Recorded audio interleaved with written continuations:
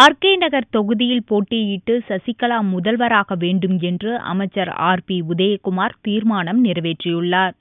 ஜெயலலிதா பேரவை செயலாளரும் அமைச்சருமான RP உதயகுமார் ஞாயிறன்று மாநில மாவட்ட நிர்வாகிகளுடன் ஜெயலலிதா நினைவிடத்தில் அஞ்சலி செலுத்தினார். அங்கு நிர்வாகிகள் கூட்டம் நடத்தப்பட்டது.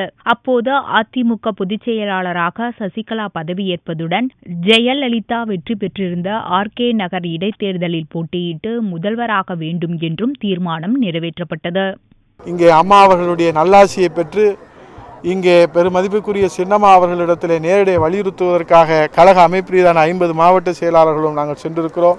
இங்கே மாண்புமிகு அமைச்சர்கள், சட்டமன்ற உறுப்பினர்கள் அனைவரும் இங்கே இருக்கின்றார்கள். அனைவரும் நாங்கள் இங்கிருந்து புறப்பட்டு பெருமதிப்புக்குரிய சின்னம்மா அவர்கள் பொறுப்பேற்கிற வரை தொடர்ந்து கழக புரட்சித் தலைவி அம்மா பேரவை விசுவாசத்தோடு வலியுறுத்துவோம் என்பதை உறுதியாக சொல்லிக் கொள்கிறோம்.